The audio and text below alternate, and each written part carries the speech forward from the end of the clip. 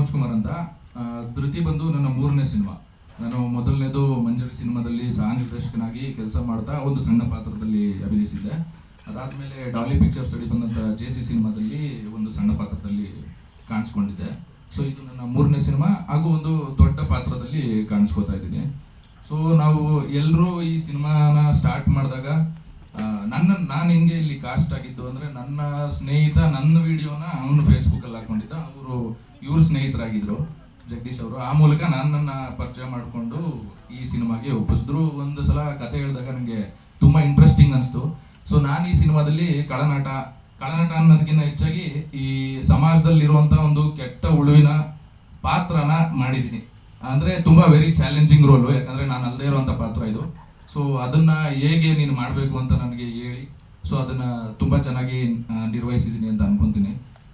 ಮತ್ತು ಇನ್ನೊಂದು ವಿಷಯ ಏನು ಹೇಳ್ಬೇಕಂದ್ರೆ, ಈಗ ರೀಸೆಂಟಾಗಿ ಮಾರ್ಚ್ ಮಿಡ್ಡಲ್ಲಿ ನಾನು ಯಾವುದೋ ಒಂದು ರಿಪೋರ್ಟ್ ನೋಡಬೇಕಾದ್ರೆ CNN ಜರ್ನಲಿಸ್ಟ್ ಕಡೆಯಿಂದ ಒಂದು ರಿಸರ್ಚ್ ರಿಪೋರ್ಟ್ ಬಂದಿತ್ತು. ಅದೇನು ರಿಪೋರ್ಟ್ ಅಂತಂದರೆ ಆನ್ಲೈನ್ ರೇಪ್ ಅಕಾಡೆಮಿ ಅಂತ ಅಂದ್ಬಿಟ್ಟು. ಈ ಆನ್ಲೈನ್ ರೇಪ್ ಅಕಾಡೆಮಿ ಅಂದರೆ ವರ್ಲ್ಡ್ ವೈಡಲ್ಲಿ ಈ ಥರ ಆನ್ಲೈನ್ ರೇಪ್ ಅಕಾಡೆಮಿ ಅನ್ನೋದು ಈ ಟೆಲಿಗ್ರಾಮ್ಸಲ್ಲಾಗಿರಲಿ ಅಥವಾ ಡಾರ್ಕ್ ವೆಬ್ಸಲ್ಲಾಗಿರಲಿ ಇದರಲ್ಲಿ ಸುಮಾರು ಜನ ತೊಡಕೊಂಡಿದ್ದಾರೆ. ಸೊ ಇದರಲ್ಲಿ ಏನಾಗ್ತಿದೆ ಅಂದರೆ ಎಸ್ಪೆಷಲಿ ಇಂಡಿಯಾ ಹಾಗೂ ಏಷ್ಯನ್ ಕಂಟ್ರೀಸ್.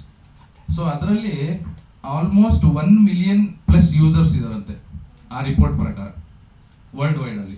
ಸೊ ಇದು ಏನು ಹೇಳ್ಕೊಡುತ್ತೆ ಅಂದರೆ ಹೇಗೆ ರೇಪ್ ಮಾಡಬೇಕು, ಸೊ ರೇಪ್ ಮಾಡಿ ನೀವು ಹೆಂಗೆ ತಪ್ಪಿಸ್ಕೋಬೇಕು, ಈ ಥರ ಮನಸ್ಥಿತಿ ಇರೋ ಜನ ಅಲ್ಲಿ ಇದಾರಂತೆ ಆ ಗ್ರೂಪ್ಸಲ್ಲಿ. ಅದು ವೇರಿಯಸ್ ಗ್ರೂಪ್ಸ್ ಅಕ್ರಾಸ್ ಎಲ್ಲ, ಟೆಲಿಗ್ರಾಮ್ ಆಗಿರಲಿ ಡಾರ್ಕ್ ವೆಬ್ ಆಗಿರಲಿ, ಈ ಥರ ಇದೆಯಂತೆ. ಅಂದರೆ ಇಂಥ ಮನಸ್ಥಿತಿಗಳ ಮಧ್ಯೆ ನಮ್ಮ ಸಿನಿಮಾದಲ್ಲಿ ನಾವೇನು ಹೇಳೋಕೆ ಹೋಗ್ತಿದ್ದೀವಿ ಅಂದರೆ ಅದನ್ನ ಹೆಂಗೆ ಎದುರಿಸೋದು ಅಂತ.